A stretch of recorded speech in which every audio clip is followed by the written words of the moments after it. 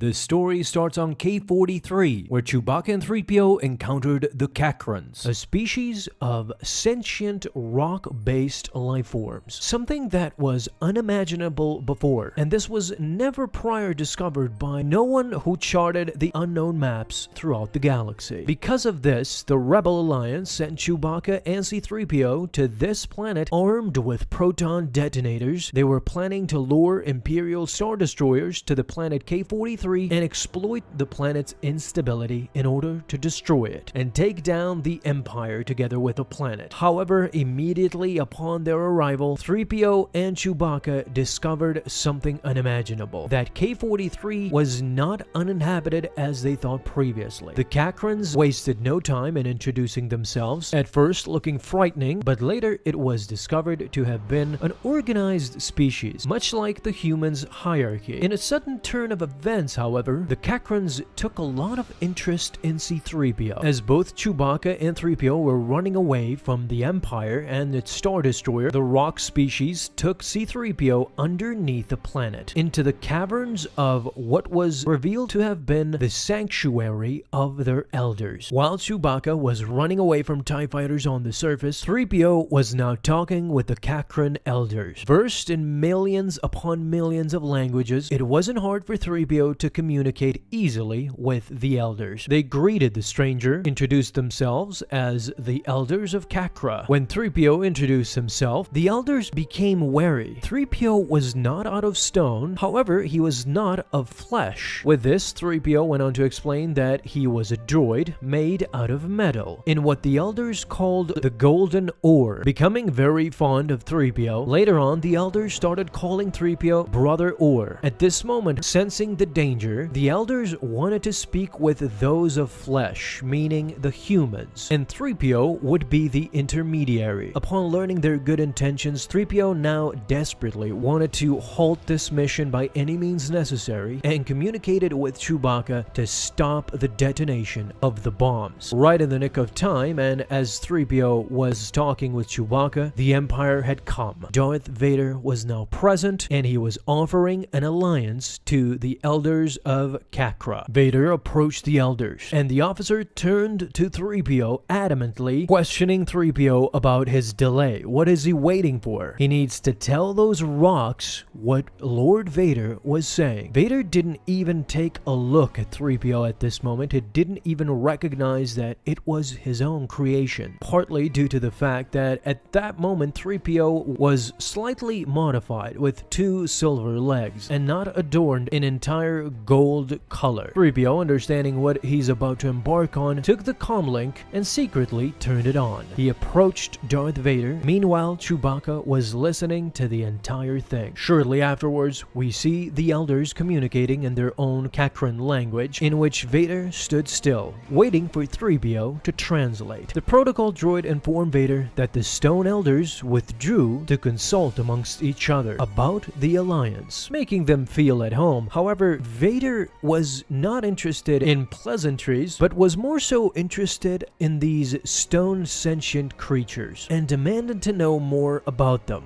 Were they as strong as they appear? 3PO went on to explain to Vader that they were made of stone and they could grow to enormous size. The thing that befuddled Vader at that moment was, what about their emotions? Vader could not sense fear in these rocks. Very intelligently, 3PO went on to explain that just like droids, they were not made of flesh and blood. These creatures were not driven by the chemicals in their bloodstreams like humans do. The elders of Kakra are stone-based, and they process information differently. In a way, this pleased Vader.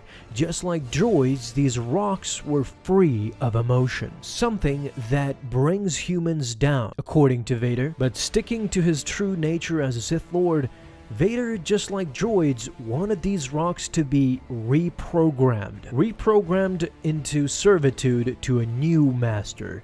this new master would be Darth Vader. Unfortunately, it didn't take long for Chewbacca to get discovered. Vader was informed, but he was still mesmerized with the Kakrans, bent on setting a trap for the rebels. Sensing the panic, the Kakrans started circling around 3PO and Vader. Vader wasted no time. He started using the Force. He started using Mind Probe and Mind Trick in order to bend these rocks to his will. The elders started to speak in their Kakran language, and when they shouted at 3PO, 3PO talked back. "What are they saying, droid?" commanded Vader, wanting to know. 3PO said that they are ready to serve you, as all of the elders knelt before Vader. Now, Vader wanted to test his new subjects. He ordered his commander to not move. Seemingly, Vader wanted for the Kakrans to demolish the commander. The Imperial commander pleaded, but instead of attacking the commander, the rocks attacked Vader instead. It was obvious 3PO had lied to Darth Vader, manipulated him to such a point where 3PO's deception almost got Darth Vader killed. The cunning of the droid. In a way, 3PO could have taken down or seriously shake up things within the Empire if Vader was to be dead, and 3PO could have been the hero of the story. But with a lot of things with Vader, rage took over. He ignited his lightsaber, accused 3PO of lying, and swung at him, but the elders protected 3PO, in which shortly turned into a rescue mission. Chewbacca picked up 3PO in his rush, and they both escaped together with their lives. Much like in the movies, even in the comics, we've been accustomed to seeing 3PO be a cowardly, cranky droid that lacks cunning and intelligence most of the time. That is more so R2-D2's character. But this one was really unexpected, and you gotta be proud of 3PO. He almost took down his former master, Anakin, now Darth Vader. Of course, there's another tragic aspect to this, and it is the fact that Darth Vader does not recognize C3PO at this point. There are two things: he either recognized him and didn't want to say anything, just simply order 3PO around and just have him serve him without any question, or he really did forget him. I mean, there are two aspects to this in canon.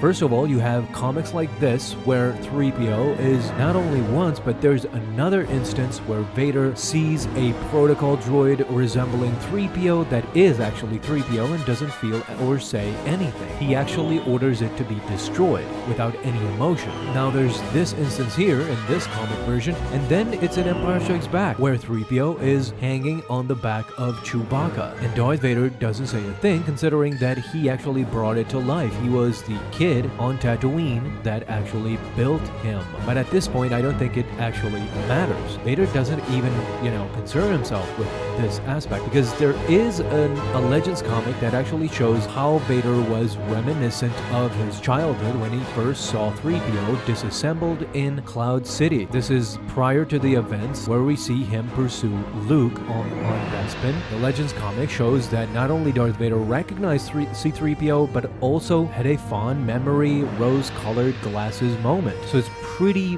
bipolar at this point. It's either doesn't recognize him or recognizes and transports him to his childhood. There are two versions, and both of them are Legends and canon, and these two versions, when it regards to Darth Vader and 3PO, have not been consistent, to say the least.